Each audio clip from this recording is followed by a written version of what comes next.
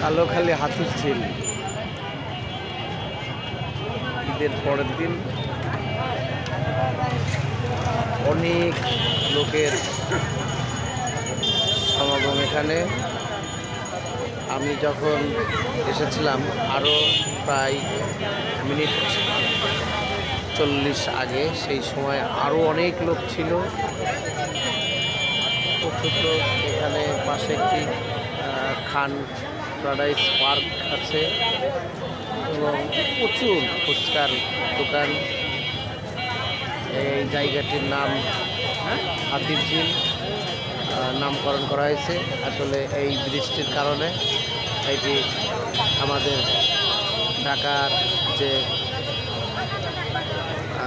রামপুরা গুলশানের মাঝে যে ব্রিজগুলো হাতির ঝিল ব্রিজ নামে পরিচিত, হাতির ঝিল জায়গা নামে পরিচিত, সেই অনুসারেই সেই ব্রিজেরই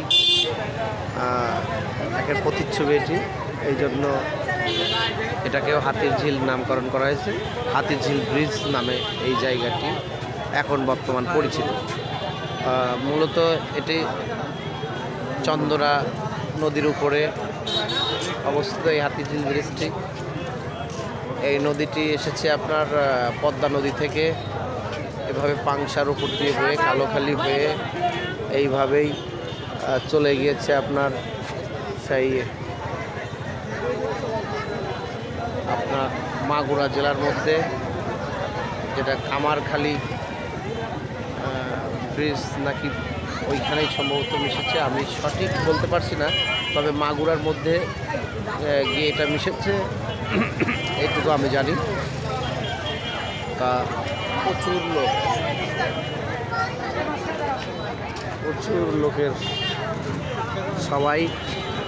সবার পরিজন এবং তার সন্তানদের নিয়ে ঘুরতে এসেছে। আবার কিছু উঠতি বয়সী যুব সমাজ যারা স্টুডেন্ট, তারা তাদের বন্ধুদের সঙ্গে এখানে ঘুরতে এসেছে।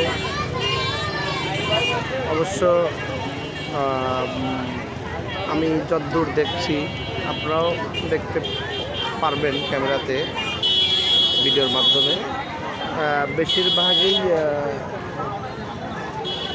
আপনার পারিবারিকভাবে এসেছে। আর কিছু লোকজন এসেছে, তারা যেটি বললাম যে তারাও ঘুরতে এসেছে। আজকে ঈদ উল ফিতরের দ্বিতীয় দিন। আসলে ঈদের দিন তো ঘোরার সময়টা হয়ে ওঠে না, কারণ ঈদের দিন নামাজ শেষ করে এসে বাসায়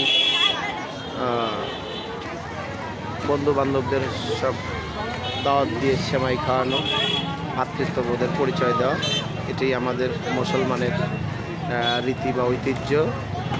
কি কিনেছো?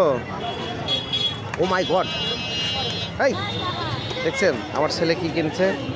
আমার ছেলে কিনেছে স্ন্যাক, সাপ। এই স্ন্যাকটা কি সেটিও আপনারা কমেন্টে আমাকে জানিয়ে দেবেন। আব্দুল ইবনে আশরাফ সে স্ন্যাক কিনেছে, আমিও কিনেছিলাম এক সময় স্টুডেন্ট লাইফে। তো সবাই ভালো থাকবেন, সুস্থ থাকবেন, আপনাদের দোয়া করি সুন্দরভাবে আপনাদের জীবন হয়ে উঠুক শান্তিময়। ধন্যবাদ সবাইকে, ভালো থাকবেন।